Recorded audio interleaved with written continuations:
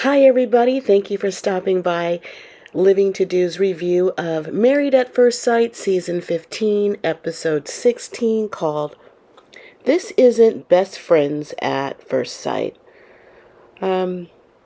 Before I get started with this episode, please like the video and subscribe to the channel. I would really appreciate it, and I thank you in advance.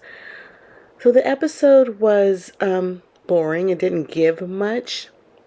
I think it was just all this overproduced, just repeating the same thing about they're unsure about decision day to try to keep us in suspense. I think it was kind of boring. I mean, I'd rather had seen Dr. Jessica and John from season 6. They got married. It was the therapist from season 6 and one of the participants, John, who was married to Molly. That didn't work out, and John got with the doctor, and they built a relationship, and they got married over the weekend. So I much would have rather seen that wedding than what they offered us here today. The first couple we'll talk about will be Lindy and Miguel. Not really much went on. They had their friends over to discuss whether they will or not say yes, the pros and cons, how they're feeling, what the problems are. And then later they went to wine tasting together as a couple because Miguel was apologizing because the last time they were together at the winery, he thought he ruined it because he was overreacting. It's when Lindy was interrupting his poem he was trying to convey to her to look at animals and things, and it was just kind of rude, and I didn't think he was overreacting. I don't know why he felt that way, or she made him feel that way. I thought he was very much in the right to act the way he was acting, to feel the way he felt, because she was being rude. He worries about her strong personality, if it's too much, her theatrics and this blow up, and always have to show her emotions in a dramatic way to get her point across. She feels that she'll be filtering herself too much for him, and that will make her boil. So yeah, I think he has more to think about. He doesn't know if he can commit to her the way she needs him to commit to her day in and day out. So he has something to think about. And if she feels that she's filtering herself too much, then she has something to think about. And she also needs to think maybe she's just being childish. But not much went on other than that with the couple. So let's move on to the next couple. Okay, the next couple is Kristen and Mitch. Now they're also thinking about decision day and mulling it over. I honestly think that Mitch is happy with her. He seems happy. He seems comfortable. I like him a lot more than I did before. He just seems nicer. And they go off with their friends or family to discuss, their relationship. Kristen goes off to her friend, and she's telling her he wants her.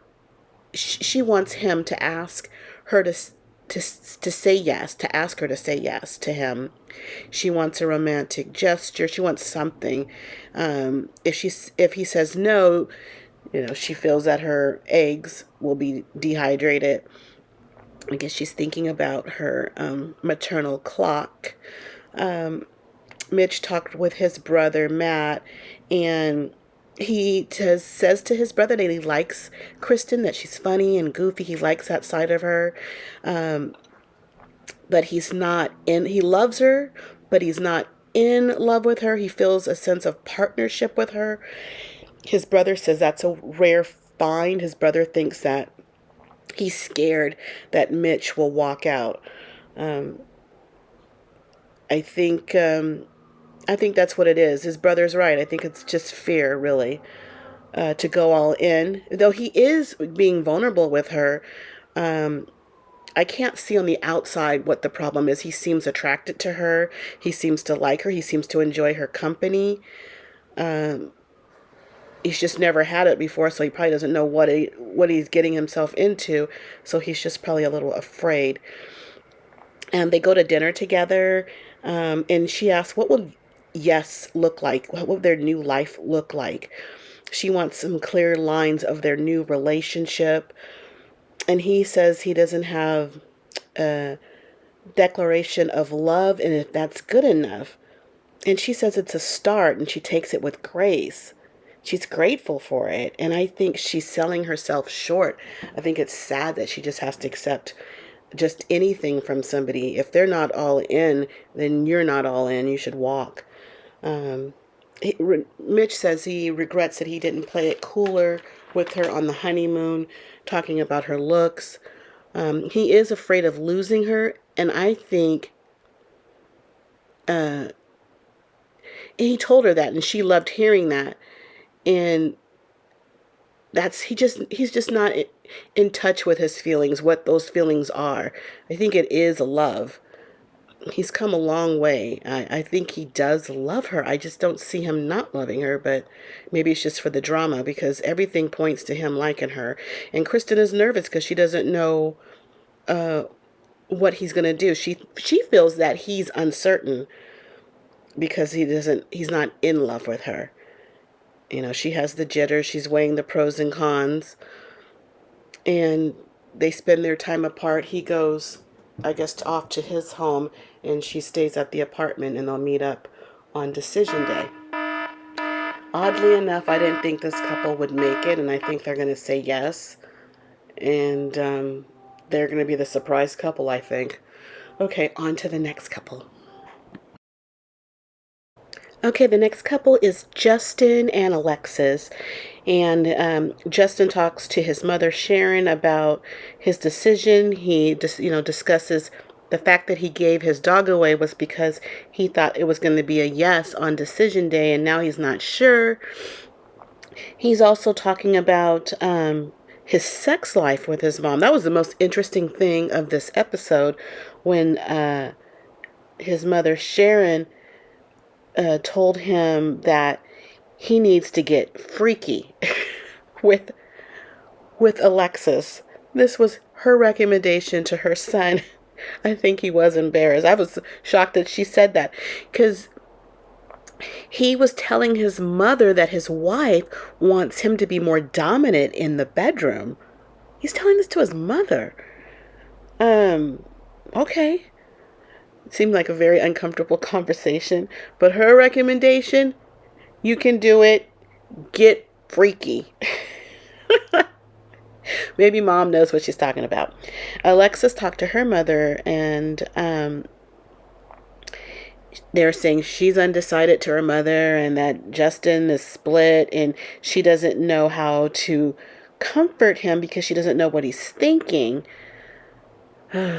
Alexis, I mean, I think often she gives good advice, but sometimes there's just something about her.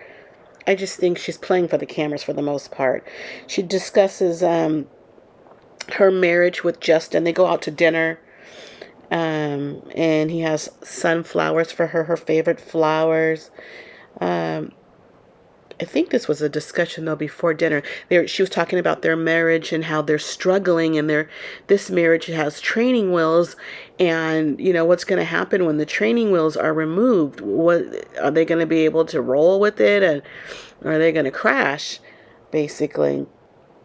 Though at dinner she looked very beautiful. I'll give her that. She looked really pretty. She says she has 90% of herself feels she wants to say yes. I guess there's that 10% she has lingering out there and doesn't know really what to do, or so she says.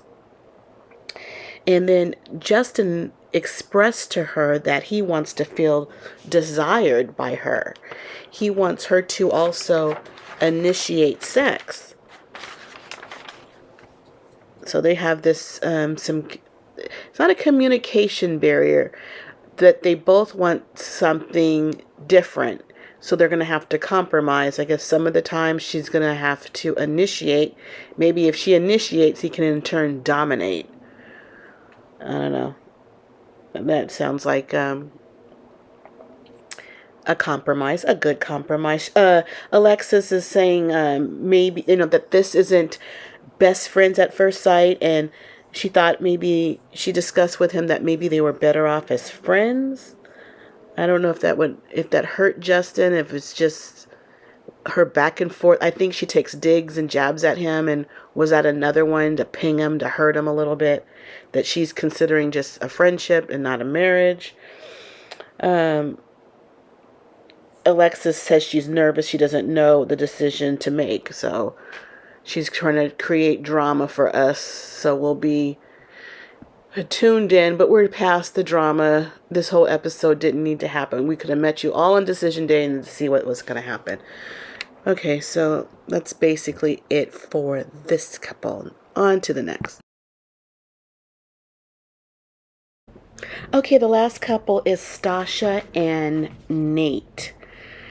They both talk to friends and family about their relationship. Nate talks to his sister Aaliyah and his father Joe, FaceTiming them both at the same time. Aaliyah's in a car, looks like she's with her rocker boyfriend, and I don't know if Nate is happy with that. He just had a look. I don't know what that look was in response to who his sister was with, or what she was saying. She was asking about what are the cons in the relationship, and Nate explained the cons are that Stasha is 37 and she wants kids, and he's not sure if he wants kids, or I think he does, but maybe not right now is what he's saying. He's not sure it will work out. His father's on the line. He says it's possible if you're truly in love, then it will work. Nate explains he doesn't want to feel pressure on decision day. Stasha talks with her friend, and she believes the issue in their relationship is that he has not had a real adult relationship, and maybe he doesn't know what it looks like or how to act in it. They get together and they're talking. They're at I think, a winery, and he's asking questions to her like, what are your biggest flaws? She says, she believes she's already shared them with him. He's saying that he's not all that comfortable in the relationship. He gives an example that he's not comfortable with walking around naked around her, which is surprising because he's such a freak.